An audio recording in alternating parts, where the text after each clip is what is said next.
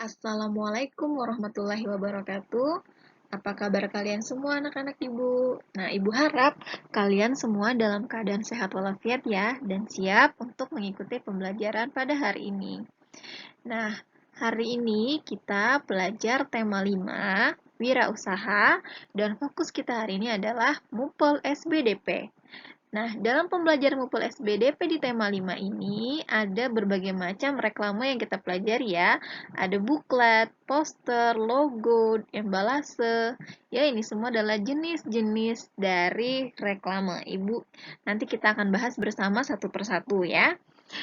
Mari simak video berikut ini. Subtema 1 terlebih dahulu yang akan Ibu bahas ya. Jadi supaya kalian lebih mudah memilah-milah pembelajaran ini, jadi Ibu pilih per subtema. Nah, di sini Ibu pertama akan menjabarkan atau menyebutkan jenis-jenis reklame. Ya, kalian bisa lihat di sini, ini di halaman berikutnya juga masih membahas tentang reklame. Ayo kita lihat ya.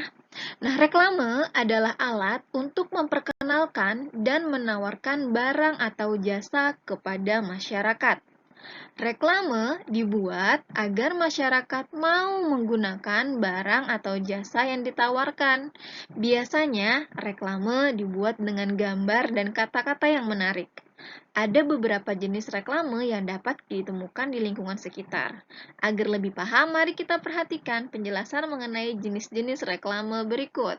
Yang pertama ada iklan. Nah, iklan ini adalah pemberitahuan kepada khalayak tentang barang atau jasa tertentu. Berdasarkan media yang digunakan, iklan dibagi menjadi dua. Ada iklan cetak dan ada iklan elektronik. Nah, iklan cetak dapat kita temukan pada koran dan majalah. Iklan elektronik dapat kita jumpai pada siaran televisi dan internet. Iklan dibuat agar masyarakat mau menggunakan barang atau jasa yang ditawarkan. Pasti kalian sudah biasa ya melihat iklan, ya paling sering sih kita melihat iklan di TV ya biasanya. Nah, kalau kalian sering melihat YouTube, di YouTube juga sekarang setiap tayangan itu banyak iklannya, ya. Yang kedua, poster. Poster adalah pemberitahuan yang dipasang di tempat umum. Poster berbentuk kertas berukuran besar yang berisi tulisan dan gambar. Ya, kenapa dipasang di tempat umum? Agar poster tersebut dapat dilihat oleh banyak orang. Nah, poster dibuat untuk menyampaikan informasi kepada masyarakat. Yang ketiga, spanduk. Spanduk adalah pemberitahuan yang dibuat secara ringkas, padat, dan jelas. Biasanya, spanduk berisi ajakan, slogan, atau informasi khusus. Spanduk berbentuk selembar kain yang dibentangkan di antara dua tiang dan dipasang di tempat yang ramai. Spanduk dapat dimanfaatkan sebagai media promosi barang, jasa, atau suatu kegiatan. Yang keempat, baliho. Baliho adalah pemberitahuan yang berisi gambar dan tulisan yang menarik. Baliho dapat dibuat dari bahan kayu, kain, serat kaca berukuran besar. Biasanya, baliho dipasang di tempat ramai dan di tepi jalan raya. Baliho dibuat sebagai media promosi barang, tempat usaha, dan kegiatan. Yang kelima, brosur. Brosur adalah pemberitahuan berisi keterangan yang berisi keterangan singkat tapi lengkap. Biasanya brosur berbentuk satu lembar kertas yang dapat dilipat. Brosur dapat diletakkan di dalam koran, diletakkan di tempat umum, atau diberikan langsung kepada masyarakat. Brosur dibuat untuk memberikan informasi kepada masyarakat tentang barang atau jasa secara detail. Selanjutnya, namanya pamflet. Nah, pamflet adalah pemberitahuan yang berisi tulisan serta gambar di satu sisi atau kedua sisi kertas. Pamflet berbentuk satu lembar yang dapat dilipat tetapi tidak dijilid. Biasanya pamflet ditempel di tempat umum dan diberikan kepada masyarakat. Pamflet dibuat untuk mendidik, memberikan informasi, dan menghibur masyarakat. Selanjutnya ada leaflet. Leaflet adalah pemberitahuan yang berisi informasi suatu produk, sekolah, atau perusahaan. Leaflet berbentuk satu lembar kertas berukuran kecil yang dilipat menjadi 3 atau 4 bagian. Biasanya leaflet disebarkan langsung kepada masyarakat. Leaflet dibuat sebagai media promosi untuk memperkenalkan barang, jasa, sekolah, atau perusahaan. Selanjutnya ada booklet. Nah, booklet adalah pemberitahuan berupa buku kecil yang dijilid yang berfungsi sebagai selebaran. Booklet terdiri atas bagian sampul, daftar isi, dan halaman isi. Biasanya, booklet disebarkan langsung kepada masyarakat. Booklet dibuat sebagai media promosi untuk memperkenalkan barang, jasa, atau kegiatan. Selanjutnya, ada embalase. Embalase adalah pemberitahuan secara visual yang terdapat pada kemasan suatu produk berupa gambar dan tulisan. Embalase berisi informasi tentang suatu barang secara detail. Embalase dibuat untuk menarik minat masyarakat agar membeli suatu barang. Kemudian yang terakhir ada logo. Nah, logo adalah gambar atau huruf yang bermakna dan mewakili suatu barang maupun jasa. Logo dibuat sebagai identitas barang, jasa, organisasi, perusahaan, atau individu agar mudah diingat oleh orang lain. Nah, ini adalah jenis reklame di lingkungan sekitar. Ini kita lihat ya, ada gambar pertama dan gambar kedua. Yang pertama ini pasta gigi terbaik.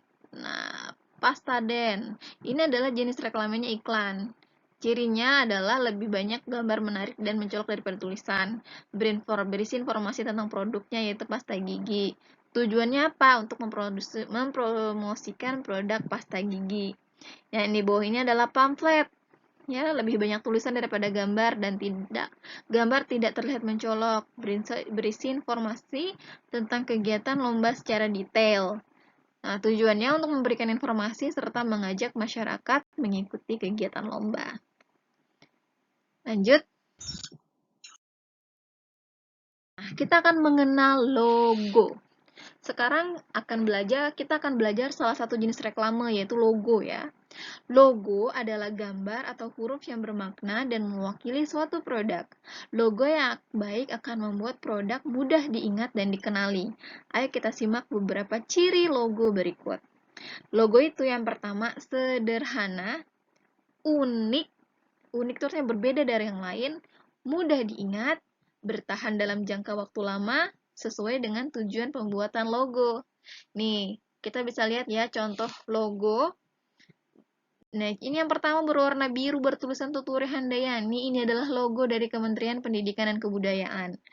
Pasti kalian sering melihat ya, ada di topi kalian, ada di mana? Sering ditemukan ya di sekolah kita lambang atau logo Tuturi Handayani. Nah, yang kemudian di sebelahnya ada logo ASEAN. Ini adalah logo ASEAN. Kalian pasti sudah pernah melihat, karena sudah dari tema 1 ya kita membahas ASEAN, mungkin kalian, diantara kalian sudah ada yang pernah melihat logo ASEAN. Ini adalah logo ASEAN, kemudian di selanjutnya ada logo SEA Games 2011, ada logo Himpunan Pengusaha Muda Indonesia, Ayam Oke, ini contoh ya, Rumah Juara. Nah, Rumah Juara ini adalah sumber tempat Ibu mencari informasi berkaitan dengan pembelajaran yang Ibu sampaikan ya. Itu Ibu ambil dari Rumah Juara, dan logo dari Rumah Juara adalah gambar seperti ini. Banyak sekali anak-anak ya logo yang mungkin familiar dengan kita, karena logo ini bersifat unik, sederhana, dan mudah diingat. Logo handphone yang banyak diminati oleh orang-orang di sekitar kita dan harganya lumayan mahal. Ayo, logo apa kira-kira? Logo Apple. Ya, pasti kalian tahu ya, logo Apple itu adalah bentuknya seperti apel yang tergigit itu. Nah, itu kan tanpa ditulis, tanpa diberi keterangan, kita tahu bahwa itu adalah logo dari Apple yang memproduksi handphone dan tablet serta laptop ya. Kemudian logonya KFC. Mungkin kalian tidak ada tulisan KFC-nya kalau melihat logo kakek-kakek tua, ya pasti kalian paham, wah ini kan logonya KFC, logonya Pizza Hut, logonya McDonald. logonya sepatu Nike, logonya Adidas, kemudian logo brand-brand terkenal. Ya, jadi logo itu memang mudah sekali kita ingat karena sifatnya yang unik tadi ya dan mudah diingat. Banyaklah logo di sekitar kita yang sering kita temui dan kalian bisa lihat-lihat ya di internet atau di TV itu biasa banyak tuh perusahaan-perusahaan itu biasanya punya logo yang mencirikan perusahaan mereka. Lanjut. Nah, langkah-langkah membuat logo. Pertama, pasti kita menentukan tema dulu. Apa sih tema kita? Misalnya tadi untuk pendidikan, berarti temanya berkaitan tentang pendidikan. Temanya misalnya mau bikin logo buat restoran, pasti ada kaitannya dengan makanan yang akan kita jual. Tadi misalnya tadi ada contoh ya, logo restorannya ayam geprek. Nah, berarti nanti logonya ada ayamnya atau ada apanya lah yang mencirikan makanan ayam geprek. Kemudian menyiapkan alat dan bahan. Alat dan bahan itu secara manual bisa pakai pensil warna, krayon, atau cat air. Atau kalau kita mau menggunakan komputer atau menggunakan tablet atau iPad itu bisa juga ya.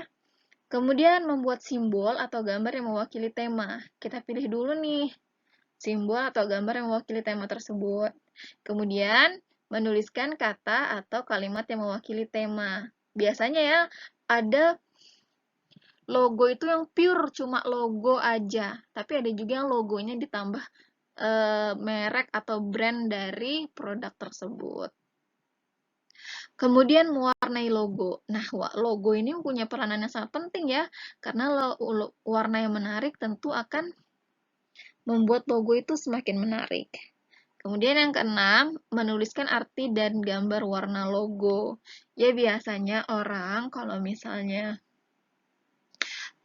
memilih logo, sudah mematenkan suatu logo, pasti logo tersebut ada makna-maknanya. Kenapa dipilih logo ini? Kenapa warnanya ini? Kenapa simbolnya ini? Itu pasti ada penjelasannya, pasti ada penjelasan dan filosofinya. Seperti logo ASEAN tadi ya. Kalau kalian lihat logo ASEAN itu ada warna biru, merah, kuning. Kemudian kuning itu melambangkan apa? Merah itu melambangkan apa? Lingkaran biru melambangkan apa? Ikatan di bawah itu melambangkan apa? Itu semua ada penjelasan dan maknanya. Jadi logo itu bukan hanya sekedar gambar, tapi juga bermakna. Ya, lanjut. Subtema 1 tadi kita membahas tentang logo. Ya. Nah, subtema 2 kita membahas poster kegiatan. Yuk, kita simak ya. Poster kegiatan berisi informasi tentang suatu kegiatan yang akan diadakan. Tujuan poster kegiatan yaitu agar masyarakat mengetahui dan tertarik mengikuti kegiatan tersebut. Nah, contoh poster kegiatan adalah poster lomba membaca puisi, seperti yang ada di bawah ini gambarnya ya. Poster pertunjukan musik, dan poster pameran seni rupa. Mari kita amati contoh-contoh poster berikut. Tuh, lihat yang pertama ada gambar poster lomba membaca puisi. Di situ ada judulnya, ada keterangannya. Nah, untuk poster kegiatan, itu penting sekali anak-anak mencantumkan waktu dan tanggal serta tempat pelaksanaan. Karena kalau waktu dan tanggal serta tempatnya tidak jelas, nanti bisa-bisa orang yang berminat mengikuti kegiatan tersebut terlewatkan karena tidak tahu tanggal dan waktunya. Jadi harus ditulis secara jelas di dalam poster kegiatan. Ya, yuk kita lanjut lagi. Nih, sebuah poster kegiatan yang lengkap harus memuat beberapa hal. Yang pertama, harus ada judulnya.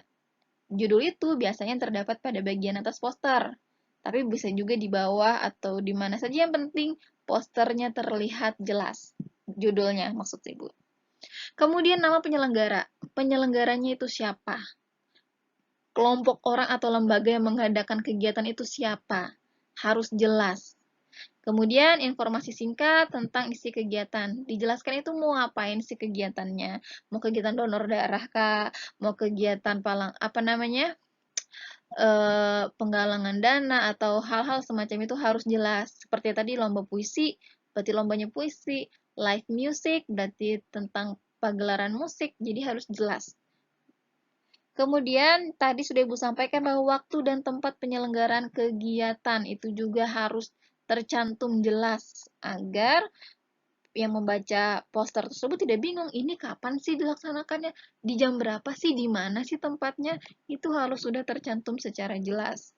Nah, biasanya di poster-poster juga harus ada kontak person atau CP, orang yang bisa dihubungin, yang dapat orang yang dapat dihubungi berkaitan dengan post kegiatan yang dicantumkan di dalam poster tersebut. Nah, poster yang baik itu ada ciri-ciri atau kriterianya. Yang pertama, tulisan harus jelas dan mudah dibaca. Pasti ya. Dua, letak judul poster harus tepat sehingga mudah dibaca. Jangan sampai posternya ketutupan atau kekecilan sampai tidak bisa dibaca. Yang ketiga, penulisan waktu dan tanggal kegiatan harus jelas. Keempat, menggunakan warna tulisan poster yang mencolok agar menarik ya tentunya. Yang kelima, gambar untuk melengkapi poster harus terlihat jelas. Keenam, paduan warna tulisan dan warna dasar gambar poster harus sesuai. Ketujuh, menggunakan bahasa yang mudah dipahami dan mudah diingat. 8. Ukuran poster disesuaikan dengan tempat pemasangan poster. Tema 3, SBDP-nya akan membahas tentang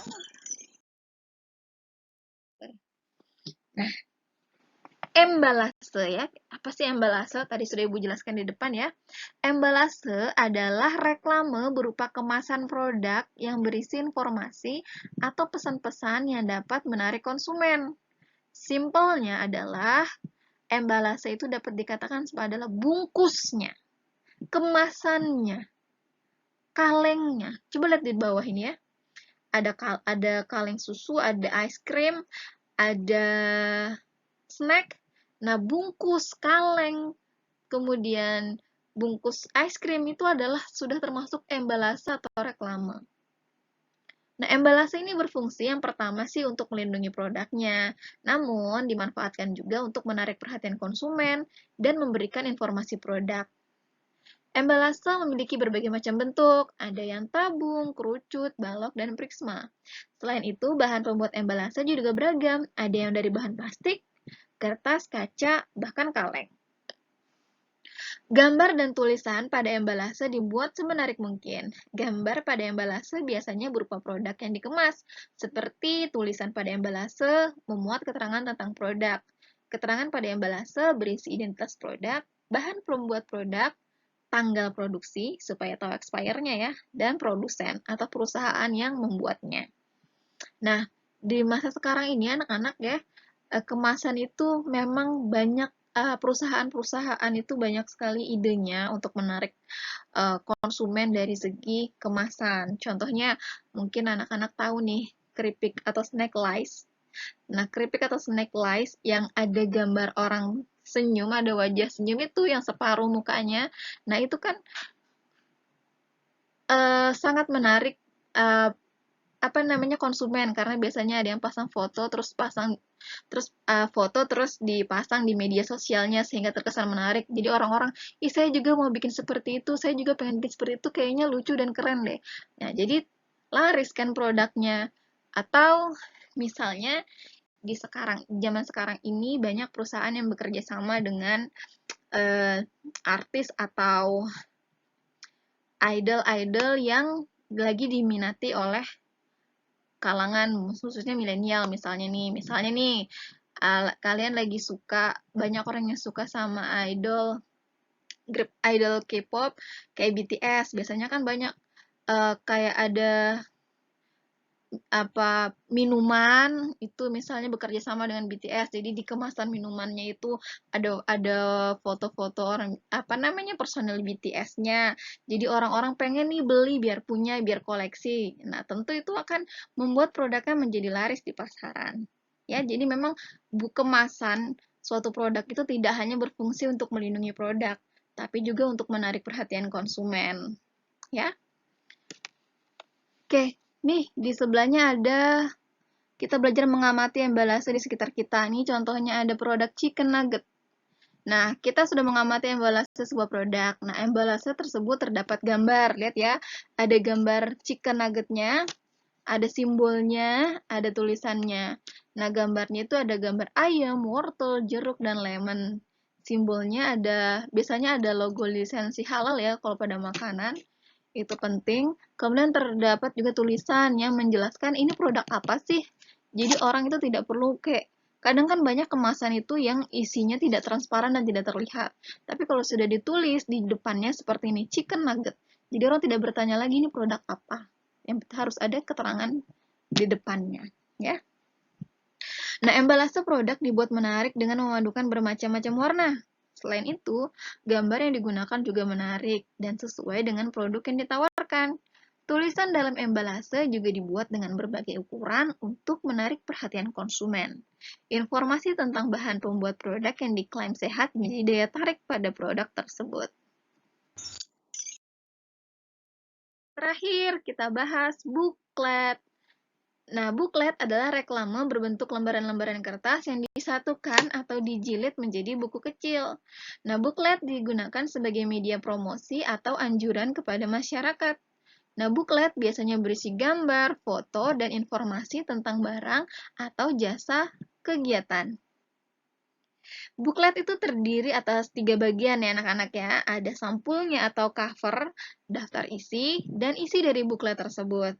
Sampul berisi judul, buklet, gambar, dan keterangan singkat perusahaan atau profil pemilik usaha. Daftar isi memuat rincian isi dalam buklet. Sementara bagian isi, buklet memuat informasi lengkap tentang produk yang ditawarkan. Agar lebih jelas, mari kita amati contoh beberapa buklet berikut ini. Kalian lihat ya, tuh ada gambarnya 1, 2, 3. Dan coba kita analisis lagi gambarnya. Nih, tuh ada 3 bagian ya. Tuh, bagian pertama memperlihatkan sampul buklet atau cover bukletnya. Kemudian daftar isi itu, seperti kalian tahu biasanya di buku ada daftar isi kan anak-anak. Nah, daftar isi pada buklet juga seperti itu, menjelaskan di halaman berapa, menjelaskan apa, ya. Kemudian bagian isi seperti biasalah dalam buku tuh bagaimana. Tapi ini wujudnya atau bentuknya kecil dan tidak terlalu tebal, ya. Nah, pada buklet yang kita amati terdapat berbagai gambar dan tulisan yang menarik. Buklet yang kita akan amati terdiri atas sampul, daftar isi, dan isi. Pada bagian sampul terdapat nama produk yang ditawarkan beserta gambarnya. Pada bagian daftar isi terdapat informasi yang akan dirincikan dalam buklet dan nomor halamannya. Pada bagian isi tentu saja berisi penjelasan hal yang telah dirincikan. Buklet terlihat menarik karena disertai gambar dan warna yang beragam. Nah, itu saja penjelasan Ibu tentang pelajaran tema 5, wirausaha di fokus pembelajaran muatan pelajaran SBDP. Jika masih ada hal-hal yang kurang kalian pahami, mari kita diskusikan bersama di grup kelas kita. Dan seperti biasa ingin Ibu sampaikan bahwa materi-materi potongan gambar dan slide yang Ibu tampilkan dalam video ini, Ibu kutip dari rumahjuara.com. Kalian bisa install aplikasinya di Play Store atau kalian kunjungi saja websitenya rumahjuara.com. Ya, Ibu akhiri sampai di sini. Wassalamualaikum warahmatullahi wabarakatuh.